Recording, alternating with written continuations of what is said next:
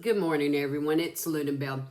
Y'all, I told Miss Cindy this morning in the audio that this experience with Bradley, with them, and with y'all, with the people over there in Vernon Parish, has been transforming for me, very life transforming.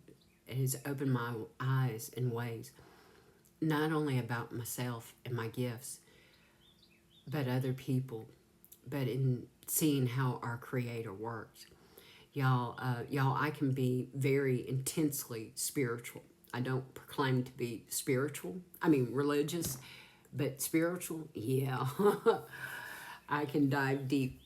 But, y'all, I'm just a baby on that road. And I'm being reminded of, I asked Spirit, where are we going? And y'all see me looking down. And I asked Spirit, where are we going? And y'all, there's some things of divination people call shufflemancy or whatever, but there's some for books, some for music, whatever, all different kinds. But y'all, I asked Spirit, where are we going? He took me to Psalms 31:10. We've been in Psalms a lot lately, haven't we? It probably surprises how much I actually am in my Bible, even though I am a witch. I am a very spiritual being. In Psalms 31:10, my life is consumed by anguish and my years by groaning. My strength fails because of my affliction, and my bones grow weak. Because of all my enemies, I am the utter contempt of my neighbors. I am a dread to my friends. Those who see me on the street flee from me. I am forgotten as though I were dead. I have become like broken pottery.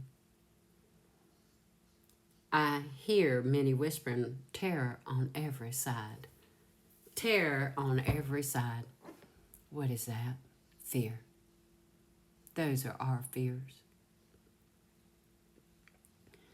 Y'all, I told Miss Cindy this morning that Spirit had brought to my attention that some of the words that come out of my mouth, actually a lot of them, are a wall or a shield. And they say they're saying the vulgarity that comes out of my mouth many times is that shield, that I'm throwing up a shield, that I'm actually running, that I'm afraid. And it's true. That I had learned growing up, it was the only way I had to protect myself. Many times I was even punished for that. But, well, all the time. Anyhow, y'all, those fears, they can limit us so much. And after I lost my husband, I wasn't expecting to find love. And then the first man I met, the first man I was with after my late husband. And I tell you, when you've been married forever and a day, I never thought I'd want even that, but it did reach a point I did. I wasn't expecting to meet someone that was my mirror.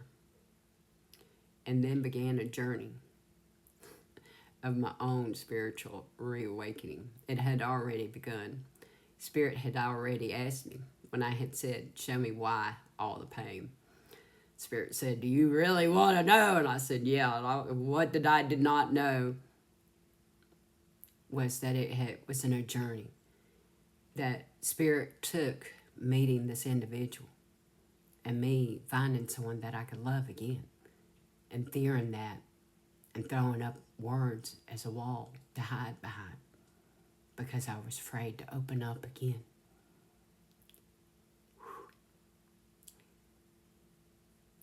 That I would love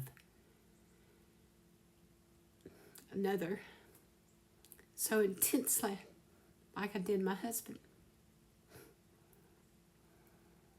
To realize that I cared even more about this individual. And I was like, whoa. But Spirit took my fear and my running from that love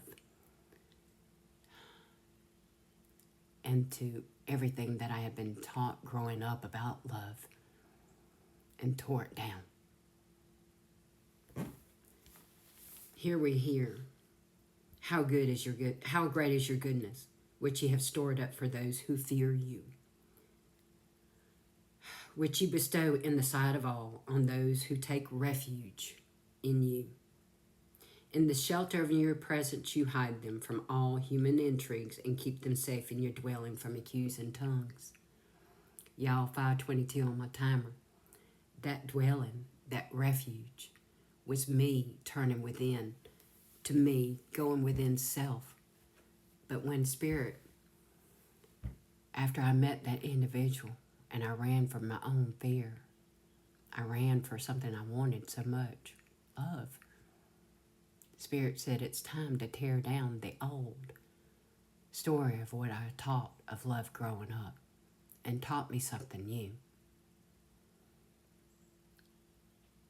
He ripped away every bit of the old to begin building, showing me what love really was and is. And that I can tell you now that I didn't even want to say the word God. More often than not, you'll still hear me say Spirit or Creator. But it was from how it was weaponized against me. But now, not only do I find a love for myself, I find a love for my Creator. I see how my Creator had taken the pain of everything that I had went through growing up and built something new. New within me and new within you. And seeing what y'all have done. The prayers. They say,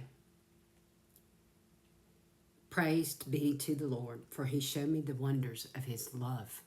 And he did. It took showing me that, tearing it all away, and showing me his love. When I was in a city under siege, my family, in my alarm I said, I am cut from your sight. Yet you heard my cry for mercy when I called for your help. Love the Lord, all his faithful people. The Lord preserves those who are true to him. That is what so many of y'all did. So many of us. Over in Vernon Parish, Bradley, Miss Cindy, Woody. Y'all have done an amazing thing. I had little idea when I said that y'all are the new way. Y'all are the leaders of a new way in a state of being and a state of healing. That y'all have pulled off the literal gloves in your town, in your home. And you said, we ain't doing it no more. We want this. Y'all want that time to heal. You want closure. And it's coming. The Creator has heard you cry. And he's coming and showing it in mighty ways. He said, I will take it and I'll build it up and I'll show you.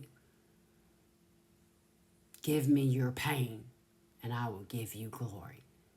And he is. Y'all gave it to him. Y'all surrendered it up. And y'all, I am not kidding you. When I tell you, Woody's bringing him home. Woody is bringing Bradley home. Divine timing is always that.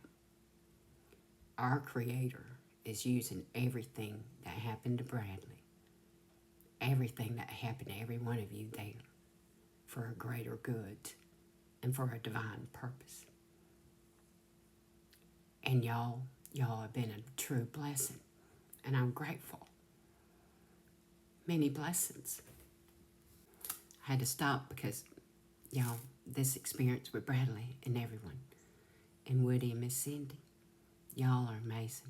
I asked for a gift of kindness, a random act of compassion. Y'all did it. Y'all are amazing. Thank you.